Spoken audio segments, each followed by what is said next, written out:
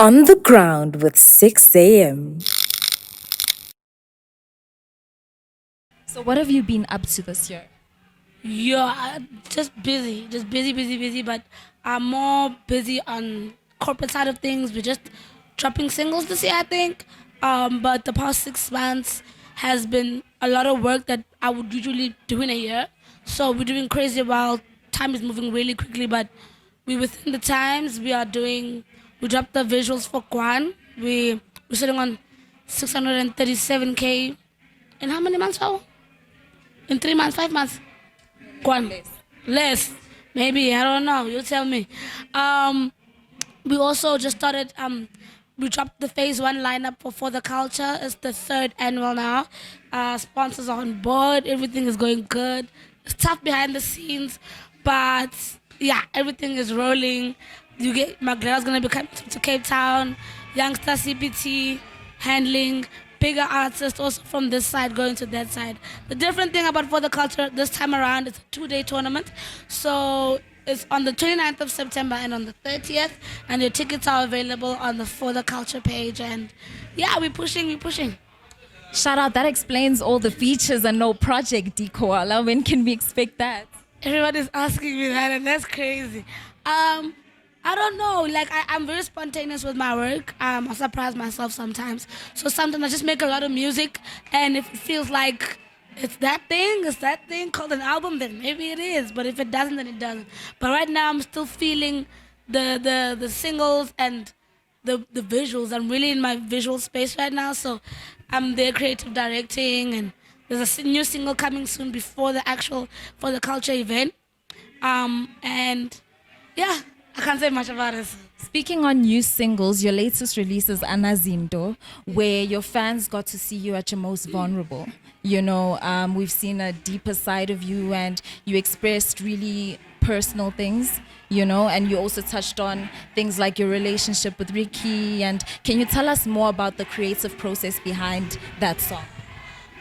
I don't want to say that there was a creative process, because if you listen to the song, the lyrics are spoken in word. Like I'm just speaking, to be honest.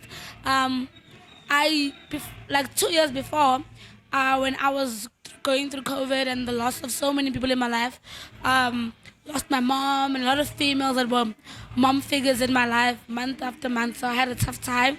Then I had stuck with some creative block, because it was just I was grieving, and I didn't understand, because I've never gone through that before.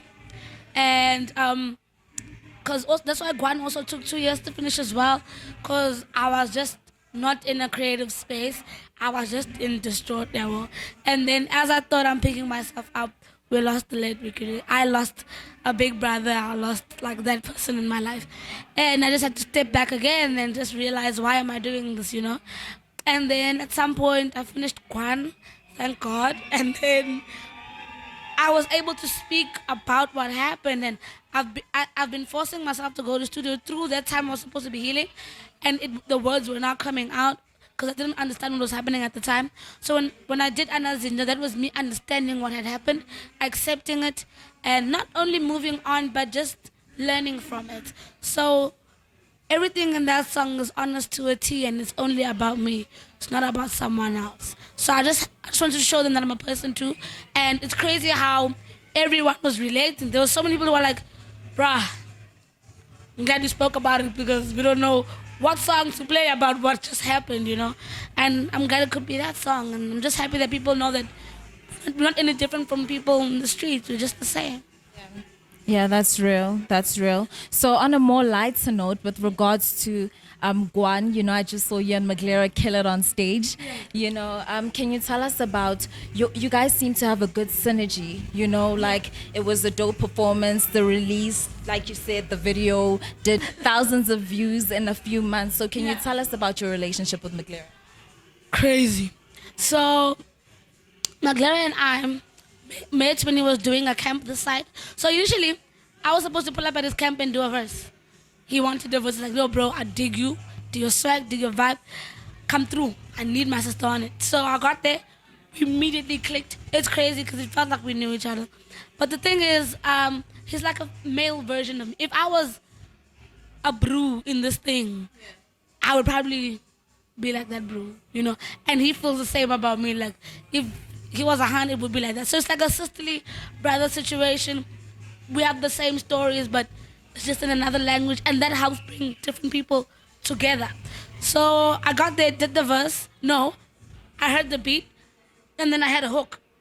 So I just laced the hook, and he's like, "Yeah, we need to keep the hook. We can't let go of the hook." And I'm like, "My bra, if I do a hook here, and then I do a verse that you still want on the same song, this song you can give to me. It's okay." And he's like, "I worry about you still owe me one." I'm like, "Don't worry, I got you. We in this for life."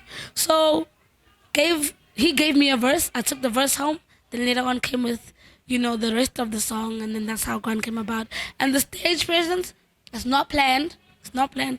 But we just get each other like that. And it's always a vibe. He always pulls up for me. I always pull up for him.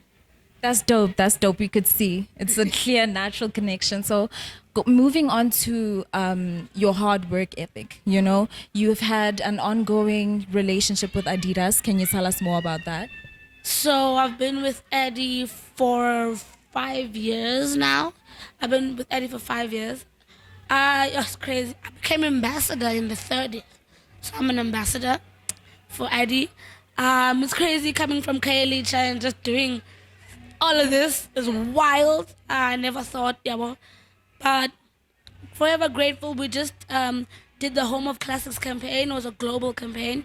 So it's all over the world. Billboards of me are all over the world. In stores, TV. It was crazy. One of the most unbelievable things that happened for me. Thank God for that. And the relationship with Eddie is just home, man.